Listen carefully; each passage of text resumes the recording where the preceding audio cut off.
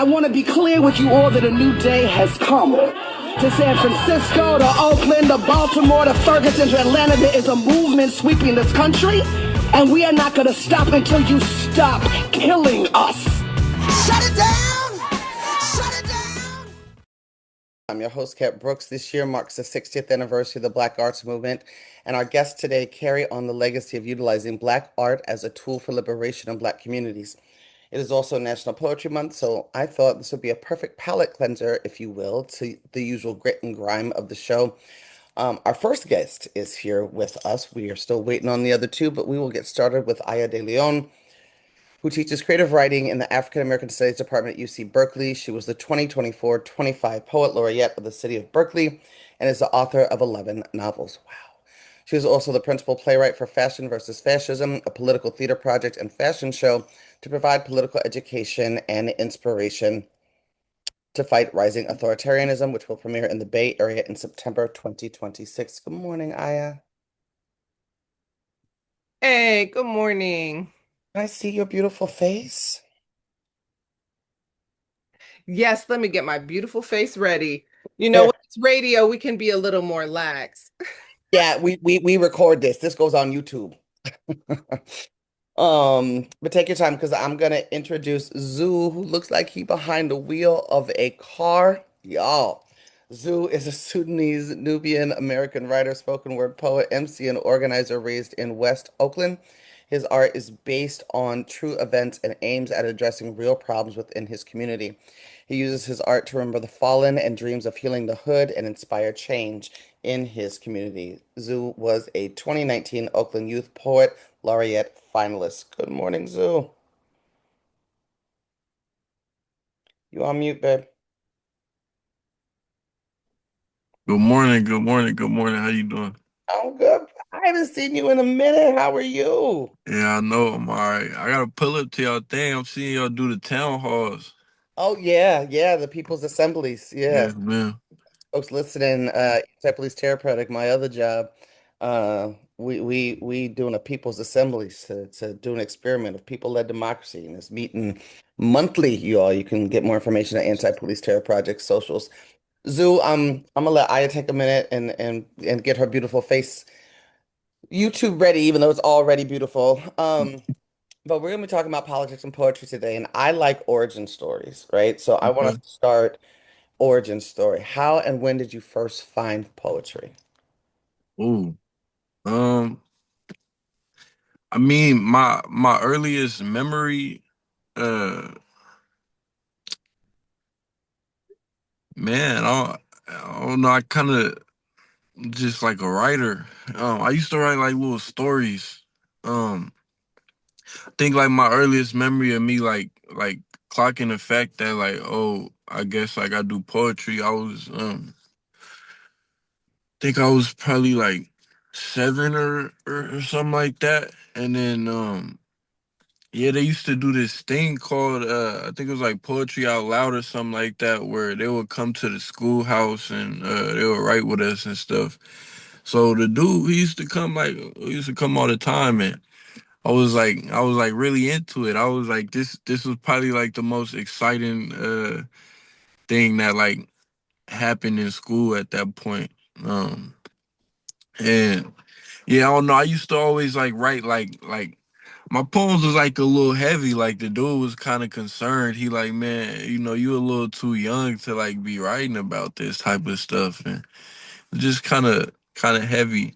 Um, yeah, I don't know. Good outlet, but yeah, it came to me young. That's actually a segue to questions I was going to ask you later, but you segued there on your own. So here we go. Yeah, Your poems are heavy. They are very heavy. They're brilliant and they're beautiful and they're heavy.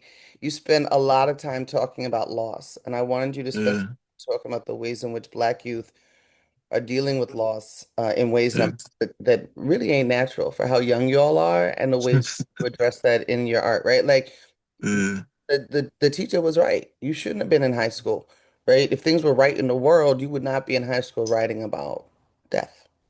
yeah. So I was in elementary school.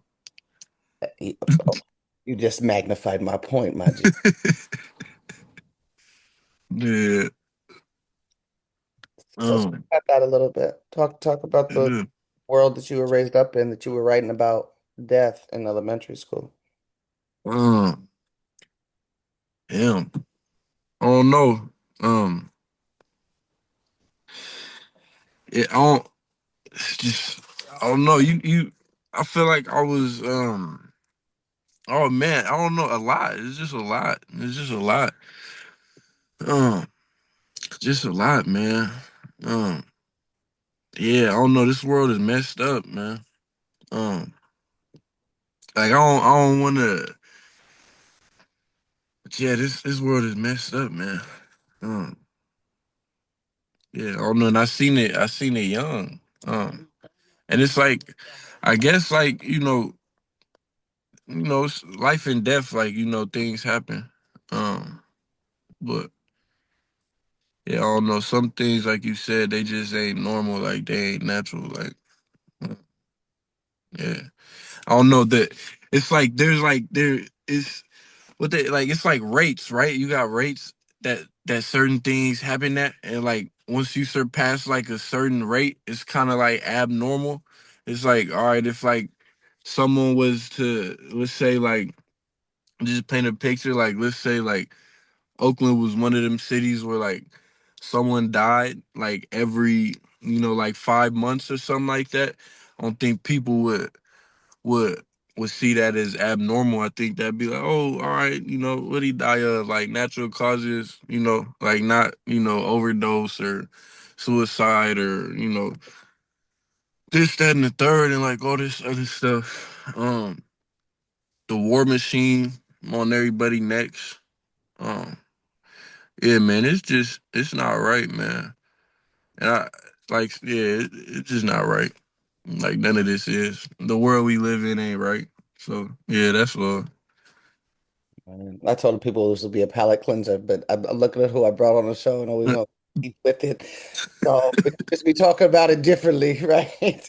Um, Aya De Leon, you look amazing. I'm sure you looked amazing before. I asked Zoo to start with his origin story, when and how he found poetry. I'm gonna ask you to do the same if you don't mind. Yeah, can y'all hear me? Can, I yes. got janky headphones on, but it's all good. Okay. Um, yeah, so I'm a few years older than you, my brother. And I came up in the 70s in the Mm. Bay, and it was during I was little in the area of CETA funding, in the era of CETA funding. And there were a lot of crews, going around doing poetry. And one crew that still has folks who are active in the arts today was the family Natoto.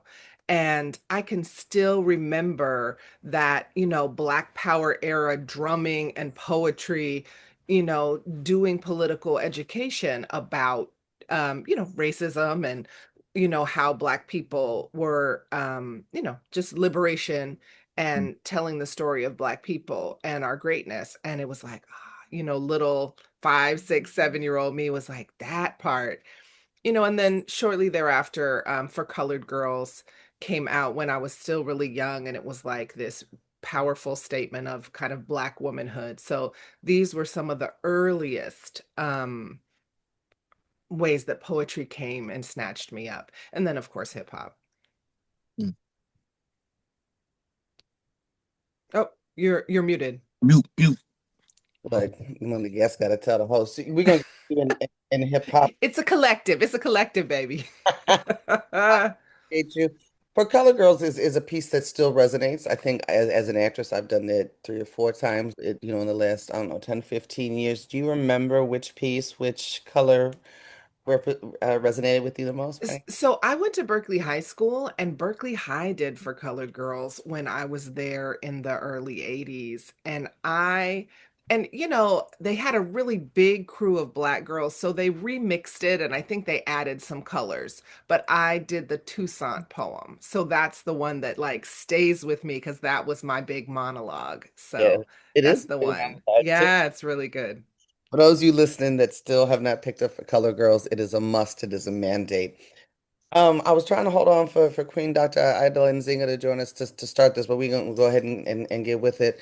I'm gonna mm, start with you. I The Black Arts movement was the complement to the Black Power movement. If you were going to school or have a conversation with a young brother like Zoo, who I know is already up on game, but if you were, uh, how would you talk about the Black Arts movement, and how would you talk? Some, white folks say it's dead.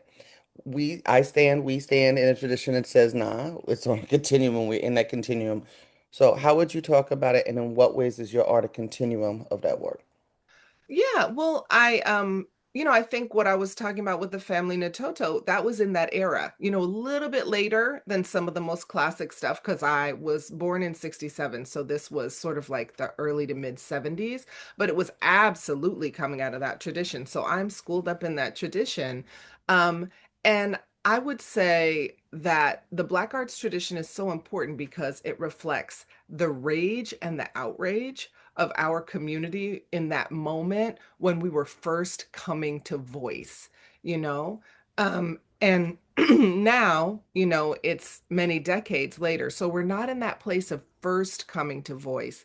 And I think that the real the real gift of the Black arts movement was it was the first time the Black arts and the Black power movement was the first time that Black people gave ourselves permission in our politics and our creative production to be publicly angry. Right prior to that, our rage always had to stay tucked in. It always had to stay tucked in. But this was the era of burn, baby, burn. Like we were just going to let that rage out. And we did, and there's just incredible, powerful, a creative body of work of that era. Now, I think one of the things that we have been tasked with doing as Black people since then is integrating our rage, right? If we just rage in all the time, we're going to burn ourselves out. And we have learned, unfortunately, in the late 60s, part of why we could be angry all the time is that our theory of change was that the revolution was just around the corner and we were going to get it right in a few years so we could be mad all the time. Nobody thought they were really bracing for 50, 100 years of struggle. So I think our job since the Black arts movement is really how do we integrate rage and how do we take care of ourselves? How do we take care of each other? I think one of the challenges of that era was like folks needed to be mad and needed to be revolutionary and self-care was not going to be important because we got to push this revolution forward. How we treated each other, we didn't have time to think about that. We can't talk about that. Any trauma underlying, we don't have time for that because we got to get this revolution to happen right now. And now we understand a little something about sustainability, right? And so I think that one of the ways that I hope we build on that tradition, and I believe we do, is by holding that rage and holding the sacredness of Black rage and layering on a lot of practices and emotional layers of emotional intelligence that allow us to be thoughtful about care, be thoughtful about self care, be thoughtful about our relationships, be thoughtful about our trauma.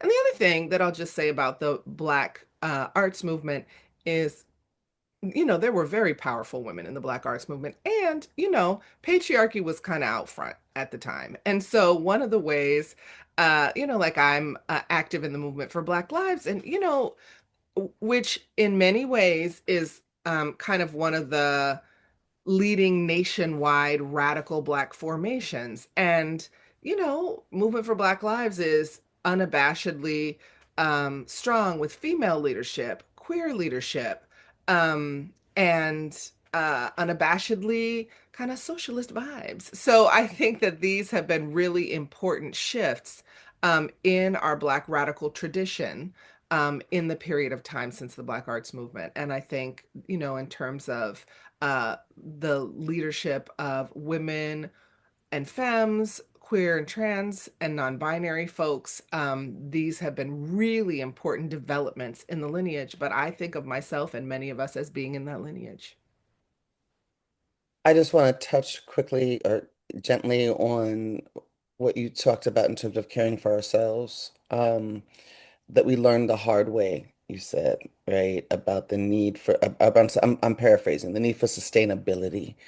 One of the places that is really captured quite beautifully in our modern canon is by Alexis Pauline Gumbs when she talks about in her book about Audre Lorde, which is called So People Can Get It. Survival is a promise, the eternal life of Audre Lorde. And geez, when I interviewed her, this happened, and we talked about this and how clear Audre Lorde was that academia, that white supremacy, that patriarchy in our communities in the world led directly to her becoming sick. And part of why she had to go away was like she was one of our first examples of healing justice, right? And trying to Yes. restore ourselves naturally from the unnatural, which is how I started this conversation with Zoo, conditions we find ourselves living in. Yeah. Yes. Yes. And she really opened the door, because if we think about these things sequentially and in a historical timeline, right, we have this big explosion in the late 60s of Black Power, and then, we have the massive repression of the government of the Black Power movement, and then folks are kind of reeling from that throughout the 70s, and then you have Audre Lorde really writing in the 80s, early 90s, but she passed in the 90s, so you have her writing in the 80s, really building also upon that legacy of Black rage, Black power from a very Caribbean perspective, but she was in New York, and then integrating everything that the community of women, and particularly queer women, were writing and thinking about and doing, and she just was incredibly innovative, artistically, politically, and really theoretically. um I mess with her poems, but I extra super mess with her essays. And I had a tape recording. I went to so there was an Audre Lorde conference on the East Coast where they wanted to give her her flowers before she passed. And I was there as a very young person, and I got tapes. I have a tape recording of her reading essays from Sister Outsider and a tape recording of her reading from Zami, her autobiography. And I used to fall asleep to those in my early 20s. And so I have like um, lines from the erotic, uses of the erotic as power in my mind, like scripture, and it's incredibly formative to me, but just to whole generations of Black thinkers and feminists and liberationists. I'm gonna bring Zoo into the conversation. I'm gonna give you a heads up, then I'm gonna turn to you, I, and I'm gonna ask you to spit a little of your powerful poetry. Okay. I'm hoping that y'all were prepped to do that you were asked to do that. Okay, bet. Zoo, I want to turn to you because and Aya sort of set us up beautifully. She teed it up for us when talking about generations, right? The power of these legacies on generations. Your understanding of the Black Art movement, its relationship to the Black Power movement, Yeah, where you see yourself on that continuum. yeah. Well, yeah, I mean, y'all came before us, so like, we nothing without y'all. So it's like, that kind of thing, even just like with Mama Aldele and like, that sacred rage you talking about and being able to like go to Bam House and I don't know, I always say like her events is kind of like it kind of like, excuse me, it kind of like different, bro. Like I go in there and I really feel like I don't know, like I don't want to say like cleansed, but like yeah, like I feel like cleansed, reset. Like you go up there, man, you could cuss the world out and then get a hug after, and then walk out and go get a plate of food, and you just feel great, bruh. Because sometimes you need that, bruh. And to be honest, bruh, a lot of the times you need that, and like I don't know, just yeah, man, like growing up, man, it's we wasn't taught a lot of healthy ways to like channel our rage or like, none of that. And even just like, man, I was talking to dude, man. He was like he's like, all right, say we all pick up some guns, right? Who we gonna go fight? Right? He said, is everybody on the same page to go, you know what I'm saying? This hypothetical fight, right? And he said, well, the fight is in the mind that, you know what I'm saying? He like, if if we all like freed our minds, you know what I'm saying? Like that's the fight right there. Like each one teach one the I don't know. He like you got to get everybody on the same page and free in the mind before you could think about, you know, just wanting to go. You know what I mean? And I don't know. There is other ways to channel what we got going on, but we wasn't really taught much. But the fist and the gun, a lot of the time, and what where there is like a time and a place for like things like that. It's not always a time and a place, and a lot of the time, like now, I've been thinking like kind of like more restoratively too, and like you know, um, yeah, I don't know, man. It's yeah, man. Even too, man. Like, man, I be having conversations with these elders, man, and man, I had a conversation. Man, imagine we just grabbed all the little, you know what I'm saying? We went to Mac, we went to Ojai, we went to Castle, and just, hey, let's go to the woods for like, 7 days and make music and write poems and feed ourselves and feed each other. Yeah, I don't know, man. Yeah, it's yeah, I just feel like if it need to be a lot more of that going on. And it starts with us. And yeah, I don't know, like the they talk about the youth this, the youth that, but it's like, yeah, man, it's I don't know, the time don't really slow down, like time don't slow down. And yeah, I don't know. Like I'm young. I'm 22. Like sometimes I sound like an old man, but like I seen a lot of life, man. And like just from the from being like, oh, we was 10 to like being 18 or 17 is a whole different world, or even like 15. Like a lot of stuff can happen, and a lot of the time we got these complex traumas going on, and it's like a lot of the time we just be moving with our complex traumas, like that's not even us for real. And um yeah, like the arts can be a gateway to like talk about certain things and like reach certain people, because like that's what it is. It's like about like who you can reach, and like, but at the end of the day, like it's a gateway. Like everything is just a tool, and um, yeah, my bad for rambling, but yeah, complex traumas. That's like the word of the year for me right now. Yeah. I know that's right. Yeah, yeah. Thank you, Zoo. And I'm gonna lift up, and then before we leave, don't let me forget to lift up when you're gonna be rolling through the house. There is an event at BAM House where Zoo was just talking about this Friday. Winter in America. It's a speakeasy. The version is Words and Razors. That's appropriate for the conversation we're having right now. It's at BAM House, 1540 Broadway in Oakland, California, 7 to 9 p.m. That's this Friday. I know you rolling through the house. Sometimes you and Iodele have. Yeah, we did Winter in America, I think last month. I think I it was missed. March. Yeah, fam. I know you've been moving and taking a little break. Yes, for taking a break. Aha, no, no. See, no. Well, the good news, the good news. Oh, and I was also up there a couple of weeks ago, and the good news is I was gonna do one of the poems that I did there. But I have a question because back in the day when I was a slam poet, my poems were shorter, and now they kind of long. Good. So I was told to prepare two, but they're longish. They're in the like 6 to 7 minutes. So should I do just one? Do we have time for two? Where we at? Let's start with one, and Okay. then I'm bringing Zoo, and then we'll talk a little bit more, and then each of you can bless us with another piece, and that'll probably Okay. take time. Okay, great. So then I want to Yes, do, I want bag to, coffee, get your coffee, and open your ears for this fire. okay. So this is a really new poem that I wrote in the last few weeks, and and I read it at BAM House.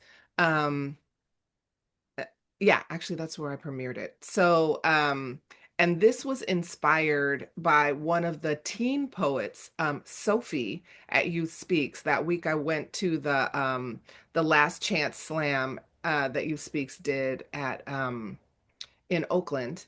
And I often get inspired by teen poets. And so this one is what came out of me after listening to her speak a little bit in her poem on the same subject. It's called Nail Salon.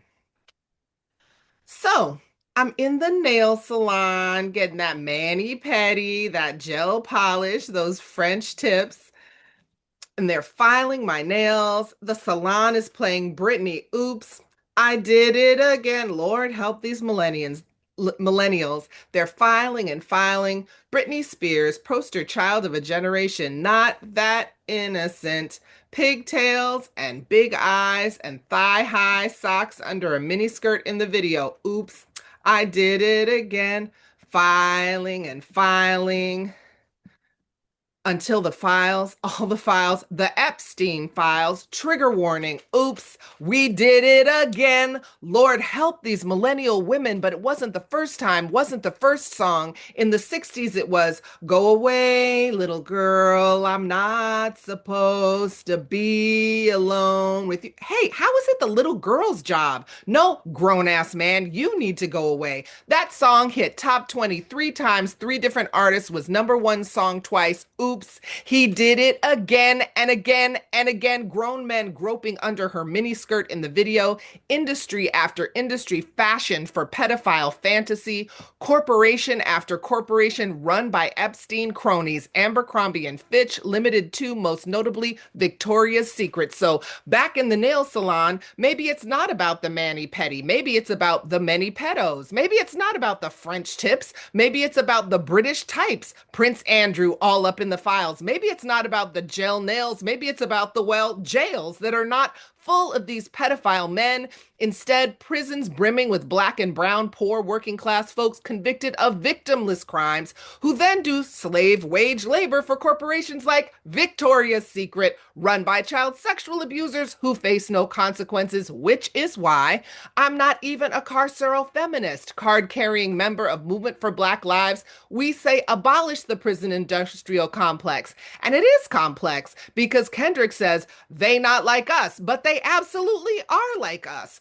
Most families have at least one predator. Biggest difference between Uncle Phil and the Epstein files, perps in our families don't have unlimited wealth for private islands to abuse girls who aren't blood relatives. Our perps can only access nieces and daughters and granddaughters, like it's not bad enough to sexually abuse girl children. Overachieving pedophiles developed international trafficking rings, wealthy, powerful white men sexually abused girls as full-blown vacation lifestyle, complete with pinky promises to shield each other from consequences with considerable political power. And God help these millennial women now realizing they were groomed as a generation by predators, Epstein file execs and Victoria's Secret, etc., marketed pedophile styles to tweens, now grown up. And God help these millennials because we tried to help them. We, feminists of Gen X, said, hey, little sis, maybe you don't want pink across your not yet grown behind, specifically engineered as an excuse for grown men to oogle you on the street. Maybe no need for a push-up bra for your still budding breasts. Maybe be a girl for just a little longer. We said, hey, personal choice, do you? But maybe there's something suspect about a whole generation of young adult women encouraged to wax their vaginas and anuses to be indistinguishable from girl children age 0 to 9. Maybe question that. And those same men, now known child sexual abusers, groomed millennial young women right away from us, determined to shut down our influence. They called us old, hairy, fat, ugly, jealous. Don't listen to them, said Epstein crony CEOs. Let us drown you in tsunami of ads featuring happy, blonde, skinny, wealthy, white, tween girls. Shop, shop, shop. Pedophiles know. Pedophiles give victims something shiny, something no one else can offer, something forbidden, ensuring victims blame themselves later. I took the gift. Must be my fault. We tried to intervene. Hey, you, get away from that little girl. Pedophiles used all their power, shut down our intervention, called us ugly, old and fat, called us sex negative. But what could be more sex negative than child sexual abuse? Now, those tween girls grew up, found their voices, are speaking about grown, white, wealthy, powerful men who abuse them. Those tween girls, now the same age as we Gen Xers were when we suggested sexual power play should only be a kink between consenting adults. Now, together, we all say, no, this ain't over. Not till we get predatory corporations out of our daughters' lives, not till we get the predator out of the White House, not till we get the pedophiles out of our minds. Every time we feel not young, slim, perky enough, like a wrinkle is a crisis, like we can't get softer, hang lower, and still be just fine, it's that pedophile in our minds. We can kick that mother boop out. Women, girls, femmes, this is your body. Feeling sexy gets to be you feeling something inside your own body, not feeling validated by someone looking at you. We can reclaim what is our birthright, what has been taken. We can do it cross generation. We can do it together, and we can make safety a reality. Generation 5 made a 125-year plan to end child sexual abuse. Movement for Black Lives has a vision to abolish patriarchal violence. So, I wasn't really in the nail salon. It was just a metaphor. No shade to those who just do their nails, but I want justice to nail those dudes. Oof. Oof. I'll tell you, our engineer, Kirsten, was in the chat snapping fingers. I was over here clapping and hollering. I could see Zoo's face. Zoo, you come off mute and give her props for that. Oof. Yeah, I'm speechless. That was See, that's what happens when we listen to the youth and let them inspire us, fam.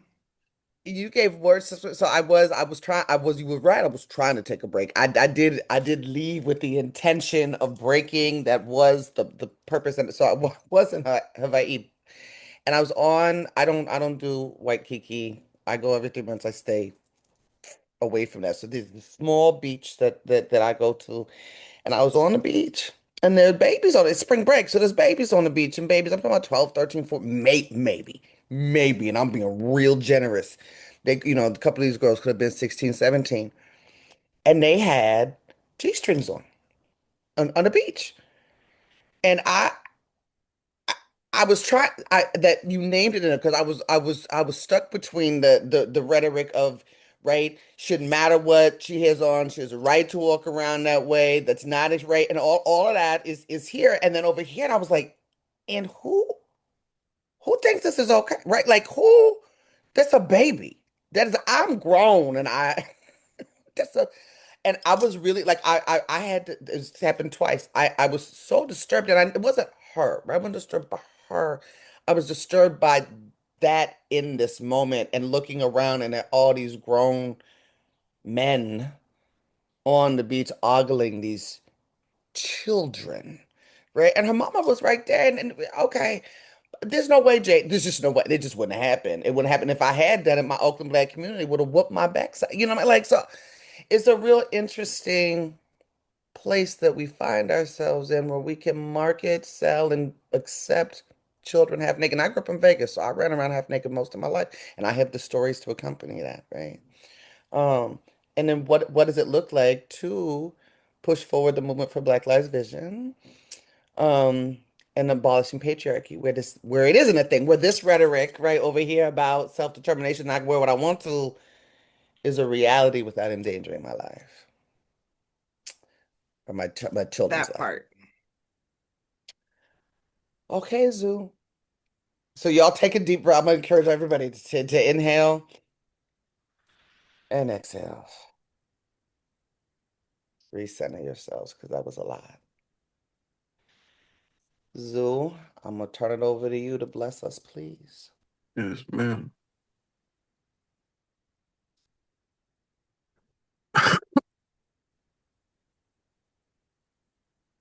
10 p.m. on this rainy bridge and the mist starts dancing around the light pole. Reminds me of a palm tree, reminiscent of jungle made from concrete, reminiscent of flames swaying with the wind. I know this dance. The dance freedom never saw. Trapped trying to break free and find an escape while still on the go. I know this dance. It accompanies lonely travelers, the type to carry home on back and heart and safe while eyes focused directly ahead. I know this rhythm. A soul that moves to the beat the stars make. Too far out the box, it's hard to walk the lines around it. I know this rhythm. Beat made from the cry of an outcast, this rhythm is melancholy on a rainy day. Do you feel yourself falling yet? Being called to sink behind these hazy windows? Do you hear the ringing? I know this rhythm. It's background vocals hidden in plain sight, only spotted with a heightened attention to detail. Maybe the deceased still in limbo find it easier to dance here. Easier to let go where darkness meets fog and lines is blurred. Where security is as good as imagination, so what you scared for? Maybe a body is better off buried as soon as the blood stops circulating, so they don't pass over frozen. Maybe rest is fake. The peace is only brought through passing. Maybe coping mechanism A is worse than B because it provides false padding, as in this takes the pain away, but it don't. Just helps me live in it. Maybe it's easier to process once I become it. So what is this dance? The face of life and death flashing right before my very eyes. This is 10 p.m., Rainy Bridge, and the mist starts dancing around the light pole. The face of life and death flashing right before my very eyes. Reminiscing a jungle made from concrete. Reminiscing of flames swaying with the wind, I watch them grow until my vision is obstructed. The only choice I'm left with is surrender to consumption. Thank Hmm. I'm gonna let you respond, Aya, because I need a second. You know, one of the things that I love about that piece is that you have like the lushness of the visuals and the imagery and the language cushioning the blow of the content, right? So it feels like it's very compassionate towards your audience when you're talking about hard things to give us so much beauty in the imagery and the language to help us take it in. That's how that landed for me. And it felt very, like you said, complex trauma is the word. It felt like these were the words for the word. Yeah. And so, you and I have spent enough time together. I've talked to you enough. I know you a little bit. I don't know you a lot, but I know you a little bit. And I'm always so struck by the shift in voice, right? It's like if you could talk in poetry all the time, right? Like that's your first language, right? Is poetry. And it's so beautiful. I just clocked time. We have 6 minutes for I have to move on to Resistance and Residence, both of you, of which have been are our guests. So I want to give you each 3 minutes to spit a second piece. Ooh, let me do a quick edit. Sue, you ready to go back to back? All right, Zeus. While Aya is doing a quick edit, why don't you bless us one more again? you. Read this Bob Kaufman poem. It's gonna be short. All right. My body is a torn mattress. Oh, it's called Would You Wear My Eyes, Bob Kaufman. My body is a torn mattress, disheveled, throbbing place for the comings and goings of loveless transients. The whole of me is an unfurnished room, filled with dank breath escaping in gasps to nowhere. Before completely objective mirrors, I had shot myself with my eyes, but death refused my advances. I have walked on my walls each night through strange landscapes in my head. I have brushed my teeth with orange peel, iced with cold blood from the dripping faucets. My face is covered with maps of dead nations. My hair is littered with drying ragweed. Bitter raisins drip haphazardly from my nostrils, while schools of glowing minnows swim from my mouth. Long forgotten Indian tribes fight battles on my chest, unaware of the sunken ships rotting in my stomach. My legs are charred, remains of burned cypress trees. My feet are covered with moss from bayous, flowing across my floor. I can't go out anymore. I shall sit on my ceiling. Would you wear my eyes? Mm. Amazing, amazing, amazing, amazing. All right, Aya, take us out. All right. This is a remix of this poem called Testimonial. Have you ever seen somebody wake up? Round marble rolling beneath the eyelid just before the lashes blink apart. It's a challenge to wake up these days when it's so hard to sleep, this multifaceted planetary crisis turning us all to insomniacs. But all these threat multiplying problems got intersectional solutions because, as our indigenous elders teach us, what is good for the planet is good for the people, even if it's not good for corporations, which are not people. But have you ever seen somebody wake up? A lover, a roommate, a baby, that moment of where am I before inkwell pupils adjust to light. And I know some of us feel in despair, but I don't care how much antidepressant Big Pharma prescribes, can't nobody keep the human spirit asleep indefinitely. Because I have seen queer kids whose families have thrown them out on the street, left them for roadkill, stand up, rip the tire marks off their skin and prophesy. I know some of us feeling despair, but I have seen the impossible. I have seen mushrooms suck poison out of the earth and belch rose petals. I have seen survivors of sex trafficking reach inside themselves, rip the violation right out of their bodies with a shriek that is part rage, part terror, part triumph. I know these things because I am a Black woman, a card-carrying member of the Way Out of No Way people, and I suspect some coalitions building with the ancestors. I heard the Kennedys been kicking it with Crazy Horse and Sojourner Truth, while Confucius and Che and Jesus been chopping it up with Emma Goldman and Octavia Butler. I heard that when Asata showed up in the realm of the ancestors, everybody did the wave and welcome. And when Bayard Rustin stepped in to organize the communities together, Mahmoud Darwish rolled up to write the poem while June Jordan invited the murdered teens from Oakland to have their say, and Nipsey Hussle had to throw down a freestyle verse while Selena, Nina Simone, and La Lupe started to improvise on top, with Pam the fussa fussa funkstress spinning the beat and Prince playing like 5 different instruments.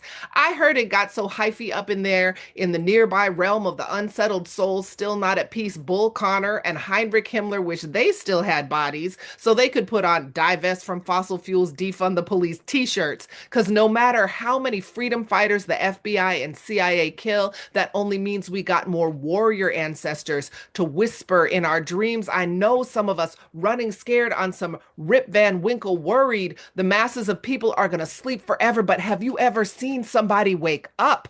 Brown, blue, hazel marbles rolling under lids, every shade of skin and every bed, pallet, mattress, sleeping bag, straw mat on this rotating earth. Only a matter of time when somebody surfacing from dreams, smelling grandmama cooking breakfast and singing a freedom song, somebody waking up on some liberated indigenous soil. I said only a matter of time before we got so many marbles rolling in the rhythm of the earth and united ancestors whispering in our dreams, and we see that we can win this liberation and the people finally wake up. Ashe.